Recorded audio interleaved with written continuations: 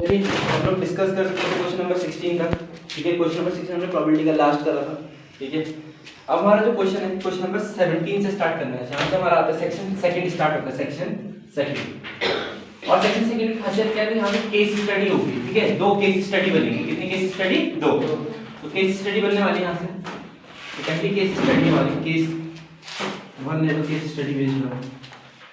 चलो क्वेश्चन में case study की खासियत क्या होती है, करने का तरीका क्या है केस स्टडी को? सबसे पहले तो यही डाउट होता है बच्चों के मन में। तो सबसे पहले तो क्वेश्चन को बड़े ध्यान से पढ़ेंगे, है ना। क्वेश्चन में जो गिवन इन्फॉर्मेशन है उसको ध्यान से पढ़ो, क्वेश्चन के अकॉर्डिंग काम करो, जो इन्फॉर्मेशन पूछी है उस पर काम करते हैं। ठीक है, चलिए क्वेश्चन है, due to heavy storm and iron, एक हैवी स्टॉर्म आया जिसकी वजह से एक आयरन की रॉड है। क्या है? आयरन की रॉड, वो मुड़ गई। ठीक है, अब मेरे को एक बात बताओ, ये कहानी कोई आयरन की रॉड ऐसी होगी, सीधी होगी बिल्कुल, ये बिल्कुल रॉड सीधी थी एकदम, ये मुड़ गई।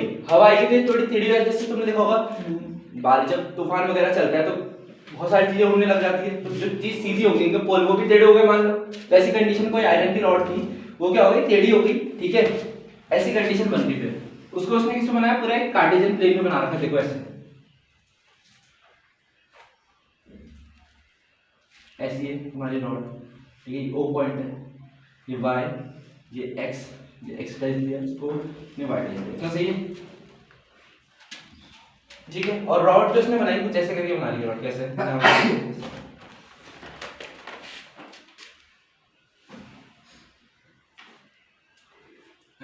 ठीक है, ये ए पॉइंट है और ये ए डैश पॉइंट है। ठीक है, ऐसा डायग्राम। अब इसका इसने पूछा सबसे पहला पार्ट, ए पार्ट, ये शेप कौन सी है? ठीक है, तो ये जो शेप होती है सबसे पहले पैराबोला शेप होती है। कौन शेप होती है? पैराबोला। ठीक है, मैं सारी शेप बताता हूँ। बात है स्पाइरल कौन सी होती है? स्पाइरल वाली शेप होती है ऐसे, देखिए स्पाइरल से, ये स्पाइरल होती है, जलेबी बनती है ना, ऐसे बनती है स्पाइरल से। ठीक है, अच्छा इलिप्स भी पूछा हुआ। इलिप्स तो अंडे वाली शेप, ऐसे होती है इलिप्स, अंडा ऐसे होती है इलिप्स। ठीक है, लीनियर, लीनियर मतलब सीधी लाइन। तो कौन सी शेप है? पैराबोला। कौन सी शेप है? पैराबोला। क्लियर है? कोई दिक्कत नहीं है? पहला पार्ट ये कौन सी शेप है? पैराबोला। बी पार्ट ये इलिप्स होती है। ठीक है, ये इलिप्स। इसके बाद सी, इसका सेकंड पार्ट है बी पार्ट। किसमें नंबर ऑफ जीरोस कितने होंगे? तुम्हें याद होगा नंबर ऑफ जीरोस होते हैं जितनी बार एक्स एक्सिस को कट करता है, तो कितनी बार कट करे? ऐसे 1 2, तो 2 होंगे। कितने होंगे? 2। कोई दिक्कत नहीं। ये सेकंड पार्ट का answer C part. C part पूछा अगर अल्फा और बीटा इसके जीरोस है। क्या है? अल्फा बीटा इसके जीरोस। तो उसने पूछा है एक्स स्क्वायर का कोएफिशिएंट क्या होगा। हाँ, ये बड़ा इंपॉर्टेंट क्वेश्चन है, ये समझना। अगर इसका मुंह ऊपर की तरफ खुला होगा, अगर ऐसे ऊपर की तरफ खुला होगा इसका मुंह, एक्स स्क्वायर पॉजिटिव होता है। अभी इसका मुंह कहां की तरफ खुला? ऊपर के नीचे? नीचे। तो जो कोएफिशिएंट होगा एक्स स्क्वायर का, कोएफिशिएंट ऑफ वो नेगेटिव होगा। समझ में आ गया? Is negative. ये छोटी सी चीज जो काम आएगी। क्या बोला मैंने? दोबारा सुनेंगे। मैंने बोला अगर इसका मुंह ऊपर की तरफ खुला होगा तो पॉजिटिव, नीचे की तरफ खुला होगा तो नेगेटिव। कोई दिक्कत तो नहीं? डन। और अगर ऐसा होता कहीं ये ऐसे करके बनता है, ऐसा ऐसे, तो ये बोथ पॉजिटिव एंड नेगेटिव। समझ में आ गया? कहां से आता है ऑनलाइन वाला? कौन सा? ये वाला? ये वाला मैंने जो आपने बनाया ना, कहीं से भी जा सकता है। ये ऐसे पास ऐसे भी जा सकता है, ऐसे बनता क्या बनता है? ऐसा बन सकता है। तब क्या होता है? Both positive and negative. कोई दिक्कत तो नहीं? तो एक्स स्क्वायर का जो कोएफिशिएंट है वो उसके खुलने पे मैटर करता है। जिस तरफ भी खुला, अगर ऊपर की तरफ खुला है तो पॉजिटिव, नीचे की तरफ खुला है तो नेगेटिव। तो इसलिए इसका आंसर क्या होता है? नेगेटिव। ठीक है, डी पार्ट।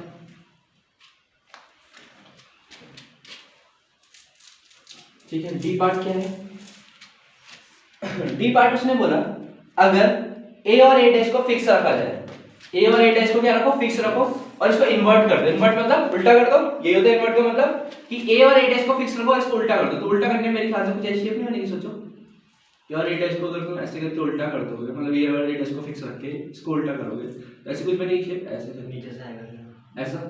कोई दिक्कत तो नहीं है? सही है।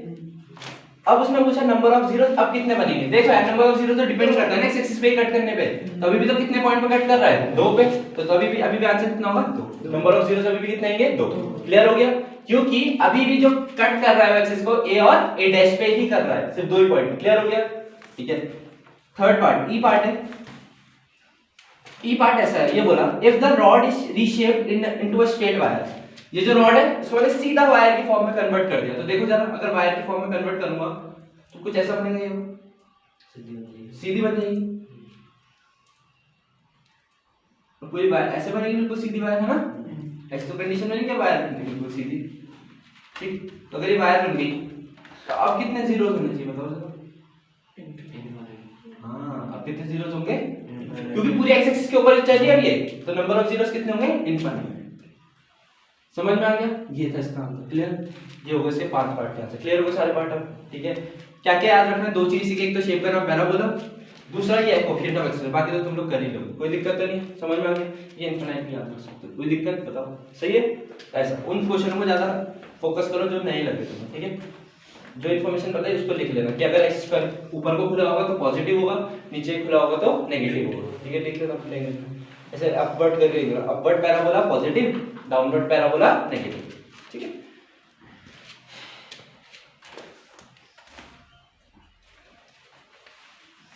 आगे बढ़ते हैं नेक्स्ट बेसिस पे देखते हैं।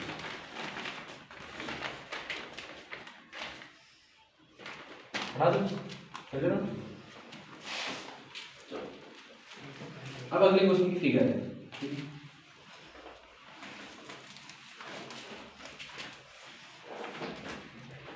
क्या है अगले क्वेश्चन की फिगर, इसके ऊपर बात करते हैं। थोड़ा मजेदार फिगर है, थोड़ा 3D स्ट्रक्चर है।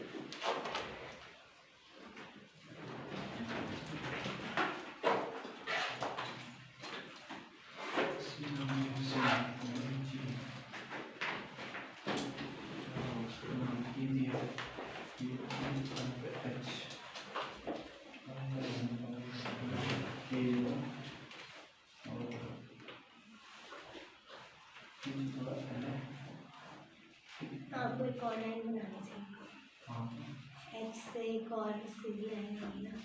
ऐसे में नहीं, ऐसे में जैसे आपने ये बना कि एफ एल जी है, अच्छा है ये। आप एक मिनट, हाँ ऐसे एक बार नहीं, सीधी नहीं ऐसे ना। हाँ, बहुत ज़्यादा कॉम्प्लेक्स भी है। एन ऐसा एन है ना, चलो ना। अच्छा है ना। चलो जो भी फिगर ऐसे तुम्हें तो फिगर नहीं बनानी, तुम्हें टेंशन थोड़ी गलती है। चलो जो इन्फॉर्मेशन की वजह उस पर काम करते हैं, क्वेश्चन पढ़ लो बस, अपने काम से काम करो।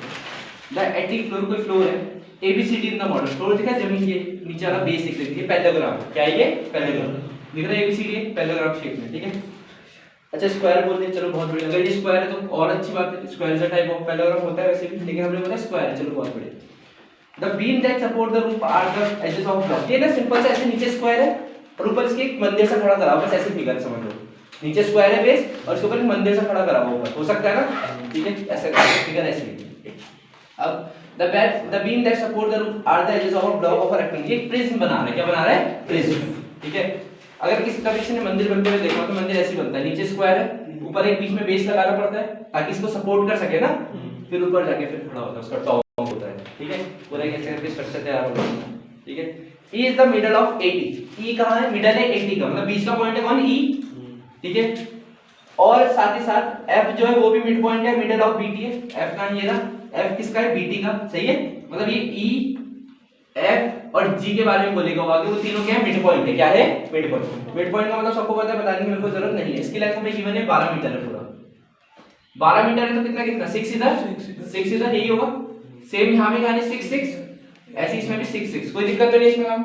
आगे क्या बोलता है, आगे बोलता है G is the middle of CT and H is the middle of DT। H भी क्या है, मिड पॉइंट है किसका, DT का, DT ये है इसका मिड पॉइंट है H, चलो कोई नहीं, देख लेंगे इसको, ठीक है। H इज द, क्या क्या बोला है, H is mid point of DT, H mid point है किसका, DT का, ये मिड पॉइंट है सारे सारे, जो इंफॉर्मेशन उसको लिखते रहेंगे और इस साइड के नाम, ठीक है। H किसका मिड पॉइंट है, DT का, E किसका मिड पॉइंट था, AT का, ऐसे करके लिखते रहना, ठीक है।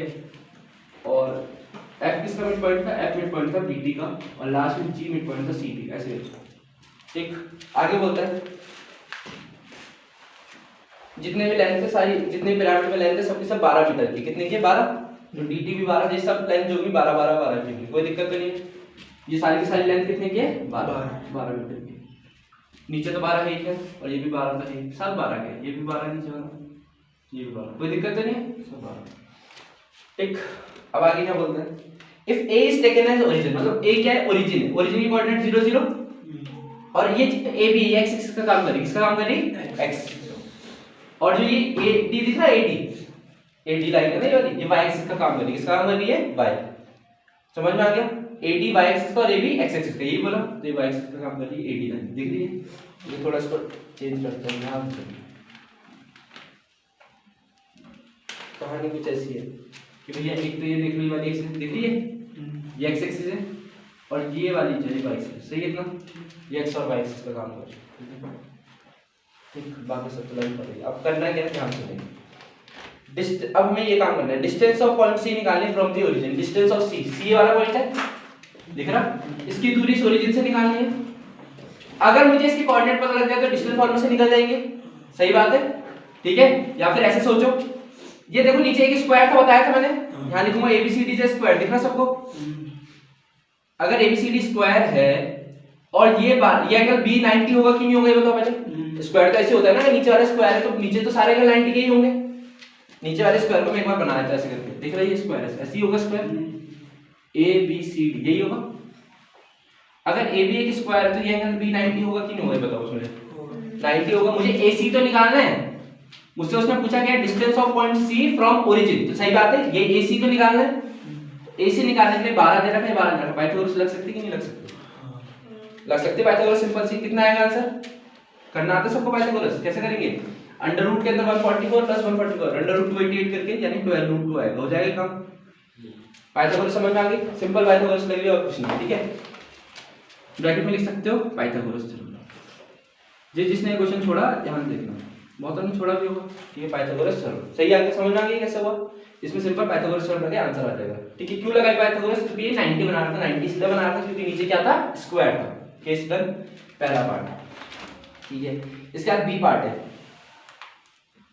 बी पार्ट है coordinate of point of AC and BD। जरा देखो AC के कोऑर्डिनेट, ऐसे पॉइंट निकालना है, ये देखो, ये फिगर दिख रही स्क्वायर, ध्यान सुनने क्या बोल, ये दिख रहा। अच्छा A का कोऑर्डिनेट 0 0 होगा कि नहीं होगा, बताओ, ओरिजिन माना था। अच्छा ये बताओ A और B की कितनी दूरी है x एक्सिस में, 12। तो मेरे को बताओ B के कोऑर्डिनेट 12,0 लिखूं ना लिखूं, ये बताओ मेरे को। x एक्सिस में वो 12 चले गया ना, और y में तो कुछ गया ही नहीं ऊपर नीचे, ये हमारा क्या है, एक तरीके से ओरिजिन है, तो ये 12 चले गए इसमें।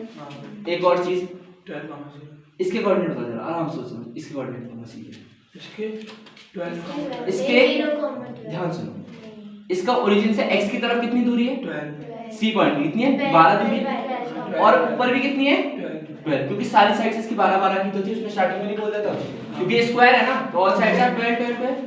समझ में आ गया? तो इसके 12 12 सही लिखे। अच्छा, इसके डी के क्या होगा? डी के कोई पूछेगा कोऑर्डिनेट, डी में ये बताओ। 0, हाँ 0,12, बहुत बढ़िया, समझ में आ गया कोऑर्डिनेट। ये कोऑर्डिनेट एक बार दोबारा देखो, ध्यान से देखो, दोबारा बताऊंगा, चलो दोबारा समझो ध्यान से, कोई एक बार इसको समझ में आना। ऐसी बात है, ऐसा मानो जैसे ए हमारा ओरिजिन पॉइंट है, हमें पता है बी पॉइंट इससे कितनी दूरी पे, 12 दूरी पे, तो एक्स एक्सिस से 12 दूरी पे, तो कितना हो जाएगा 12,0, ये तो समझ में आ गया होगा, तो कोई दिक्कत नहीं।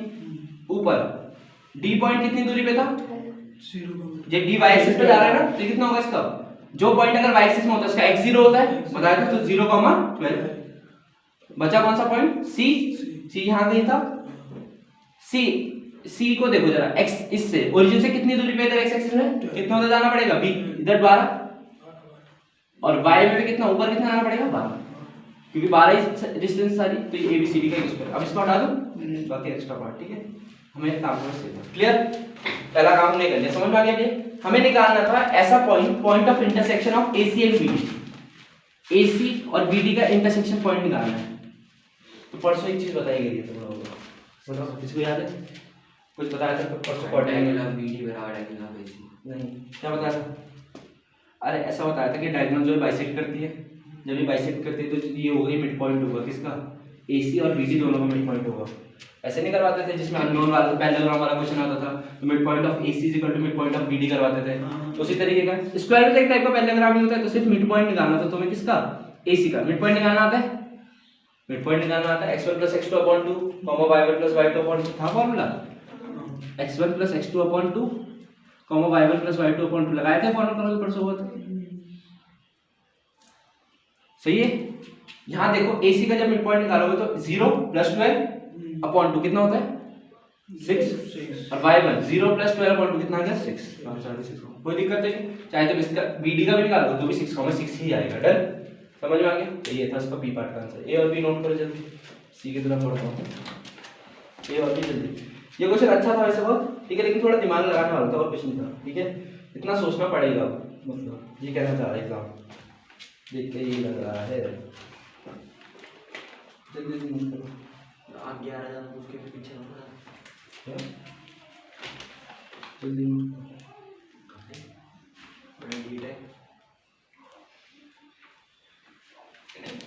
आगे क्वेश्चन अच्छा है, लेकिन एज कंपेयर टू इसके केस स्टडी क्यों कर रहे हैं, कितनी केस स्टडी करनी होती है, चारों,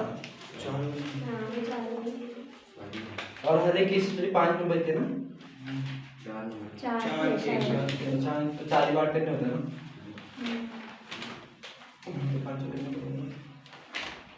नोट के लिए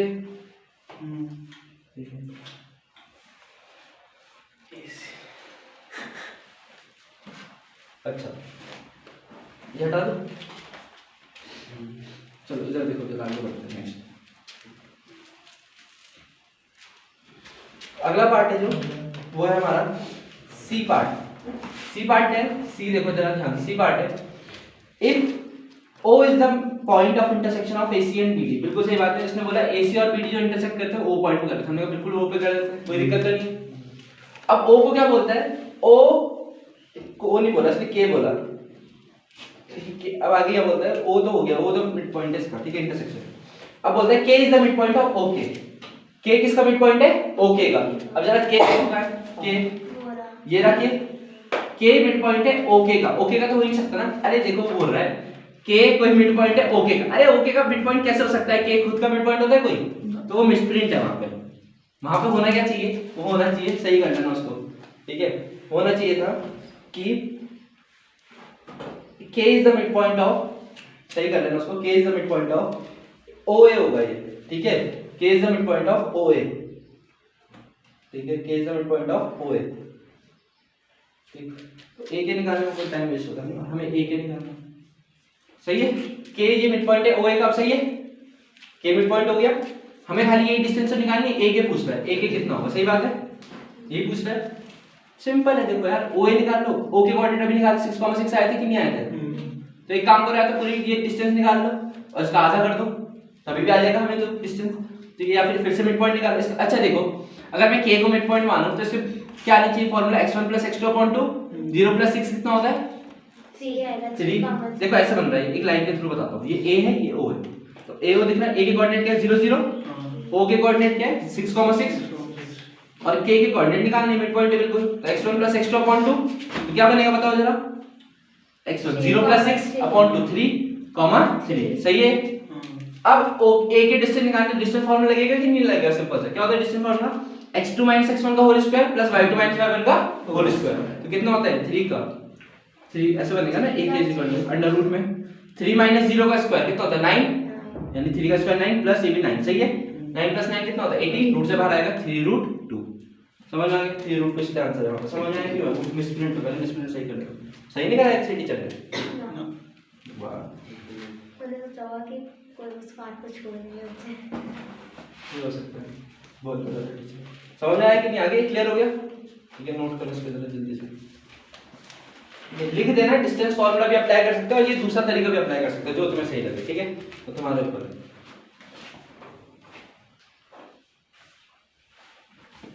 इसके बाद अच्छे पार्ट है,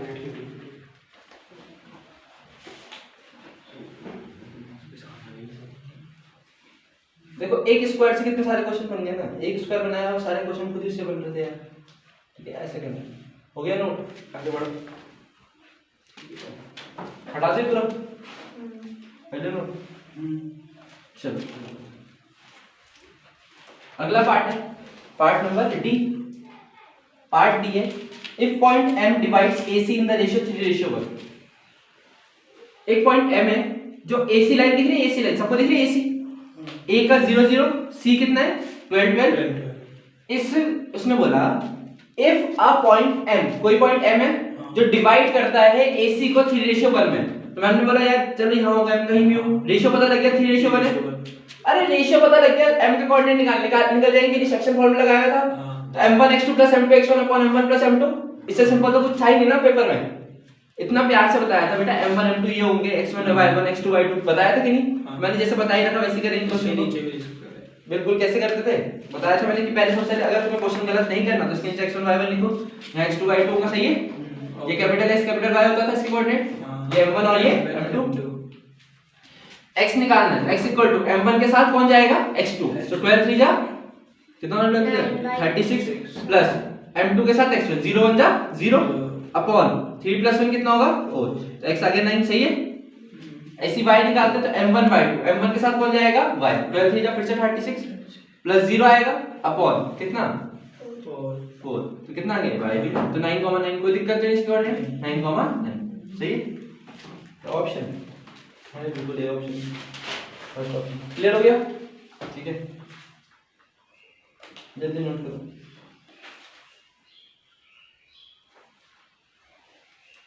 जल्दी नोट करो, आगे बढ़ते हैं।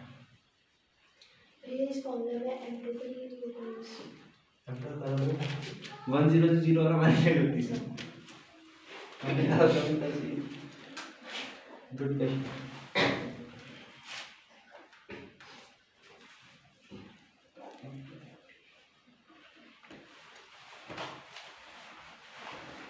हो गया इतना। अब मेरे को बताओ इसका जो अगला पार्ट है वो कुछ ऐसा है, वो सबसे मजेदार है, उसमें एफर्ट लगेंगे, चलो वो भी हो जाएगा, बताओ दे पूरा, चलो मेरा देखो जरा ध्यान से, अगला पार्ट है लेंथ ऑफ OT निकालनी है। चलो मैं जरा OT के बारे में कुछ इन्फॉर्मेशन, तो OT है कौन सी, तो T टॉप वाला पॉइंट लिखना, इधर देखो O है वो पॉइंट जहाँ पे ये दोनों ये नीचे वाले स्क्वायर की बात कर रहे थे ना, वो तो यहीं आया था, O कहाँ, ये बीच में कहीं पॉइंट होगा, और ये OT ऐसे पूरी लाइन, सही है, यहाँ पे O पॉइंट है बीच में, सही है, ये OT लाइन, तो बननी क्या चाहिए फिगर मेरे ख्याल से जो मैं बनाना चाह रहा हूँ कुछ ऐसा, एक OT लाइन बिल्कुल O नीचे है, T ऊपर है, बिल्कुल T ऊपर चढ़ा हुआ है ऐसे, यही है T, ठीक है। अच्छा एक काम करो, OA को ज्वाइन कर सकते हो, जैसे कराइए OA को ज्वाइन, सही है, एक AT को भी ज्वाइन कर देते, कोई दिक्कत नहीं, AT तो हमारे पास है भी, हमें ये OT लेंथ निकालनी, इसको x मान लें, यही OT निकालनी है। अच्छा AT हमें कहीं दे रखा है, देखो AT की लेंथ दे रखी होगी, AT वैसे बताया था 12 था, AT दे रखी 12, कितनी AT 12, अच्छा AO दे रखा कहीं, AO निकाला भी था, वैसे भी निकाल लेंगे। ए और देखो डिस्टेंस फॉर्मूला से आराम से निकाल रहा हूँ। अंडर रूट ये कोऑर्डिनेट पता है, ये पता है, इसको x1 y1 नाम दिया, इसको x2 y2 नाम दो। क्या होता है फॉर्मूला, क्या होता है formula, distance formula x2 x1 का whole square plus y2 y1 का होल स्क्वायर और अंडर रूट करना है। तो 6 - 0 कितना होता है, 6 - 0 6 - 0 6, 6 का स्क्वायर 36, फिर से 36, 6 36 + 36 72, रूट के अंदर 72 जो बनेगा 6√2 बन जाएगा। कर लोगे काम। अब मेरे को एक बात बताओ, इधर सुनना जरा ध्यान से, ये एक स्क्वायर है नीचे, इसके ऊपर कोई हाइट खड़ी है, ओटी हाइट है, तो 90 बनाएगी कि नहीं बनाएगी, बिल्कुल सीधी खड़ी होगा, इसको होगी बिल्कुल सीधी खड़ी होगी, तो बस एंगल 90 होगा कि नहीं होगा ये बताओ। तो पाइथागोरस लग जाएगी नहीं लग जाएगी, अब तो हो जाएगा इसके लिए कैलकुलेट, ठीक है, x के लिए कैलकुलेट करेंगे कैसे, तो पाइथागोरस लगेगी तो 80 का स्क्वायर, हाइपोटेनस का स्क्वायर होता है ना, बराबर परपेंडिकुलर का स्क्वायर, यानी x स्क्वायर लिख दो सीधा, और बेस का स्क्वायर कौन है, 6√2 का वैल्यू डाल दो, 12 का स्क्वायर 144, यहाँ पे सही है ना, x स्क्वायर प्लस इसका स्क्वायर कितना होता है, अभी कर रहा था 72, इसको सॉल्व करेंगे, x स्क्वायर आ जाएगा 72, सही है, 144 में 72 माइनस होगा, 72 ही आता है, माइनस करना सबको आता है, तो x निकलेगा 6√2। समझ में आएगी नहीं आएगी स्टडी, क्लियर। तो अच्छा केस स्टडी था, ठीक है, लेवल का था मतलब, ठीक है, तो ऐसे केस स्टडी बन सकते हैं, तो ऐसे केस स्टडी को 2-3 बार अच्छे से सॉल्व करना था, ठीक है, इंपॉर्टेंट मार्क करना है केस स्टडी को, ठीक है, जल्दी नोट करो जल्दी।